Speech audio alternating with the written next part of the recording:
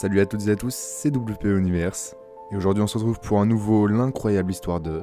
Cette fois-ci j'ai décidé de ne pas me fixer sur un film ou une série, car à la base je voulais me fixer sur le film Rocky. Donc Rocky qui est joué par Sylvester Stallone, mais l'histoire était tellement courte qu'il fallait plutôt s'intéresser au personnage, à l'acteur Sylvester Stallone. Donc aujourd'hui, ce sera L'incroyable histoire de Sylvester Stallone, générique.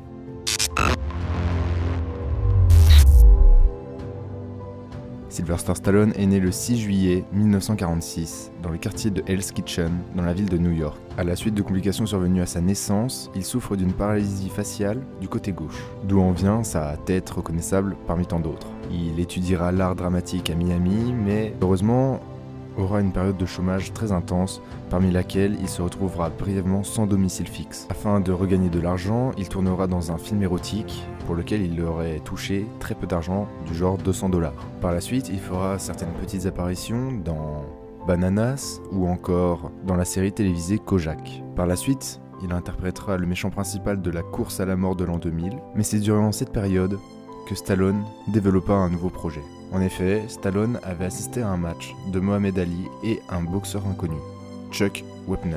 Mohamed Ali, alors grand champion, fut extrêmement surpris par la résistance de ce dernier. Stallone imagina donc une histoire mettant en scène un rookie, boxeur amateur qui a l'occasion de se battre contre le champion du monde de boxe, Apollo Creed. Stallone le sait, ce rôle peut changer sa vie. Il est pauvre et ce scénario peut lui faire gagner énormément d'argent.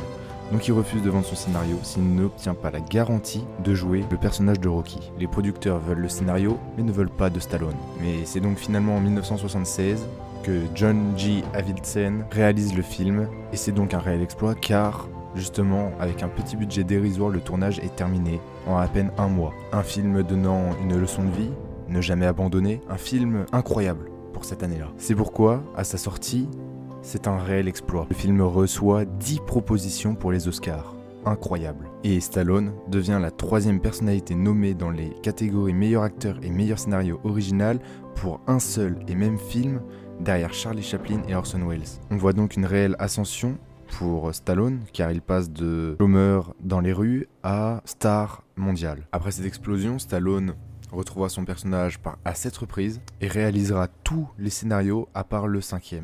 La chose qu'on a pu remarquer et qui présente un parallèle troublant entre la carrière de l'acteur et du boxeur, c'est qu'ils s'embourgeoisent tous les deux au fil des années. Stallone rencontrera ensuite son 2e rôle principal. Ce rôle, c'est Rambo.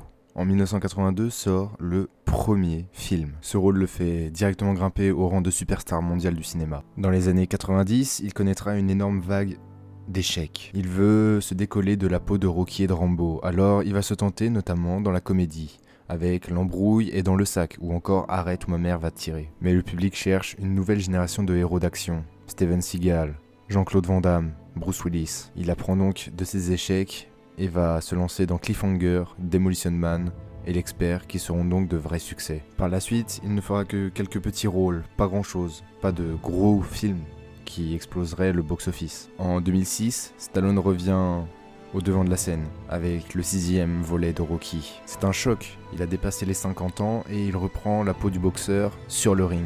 Il réapparaîtra un petit peu plus tard également avec son rôle de Rambo. Après ses succès en tant que réalisateur et producteur, il lance le projet Expendables, unité spéciale, rassemblant certaines stars telles que Jason Statham, Dolph Lundgren ou encore Mickey Rourke, Arnold Schwarzenegger et Bruce Willis. Il reprendra ce même rôle dans le 2e et le 3e film. Et en 2015, il renoue avec un succès incroyable lors de la sortie de Creed, l'héritage de Rocky Balboa, un spin-off de Rocky.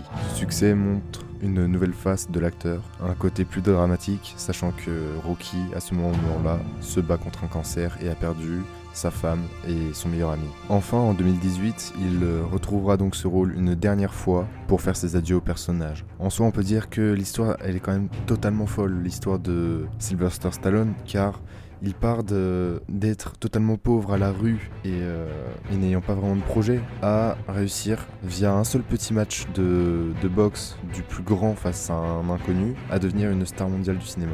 Donc voilà, si cette petite vidéo, parce qu'elle est plus courte que les autres et probablement ce sera la plus courte de cette série, si cette vidéo vous a plu, alors je vous invite à lâcher un like, à vous abonner, mais surtout à commenter parce que ça c'est vraiment très très important pour moi. Et on se dit à la prochaine. Ciao.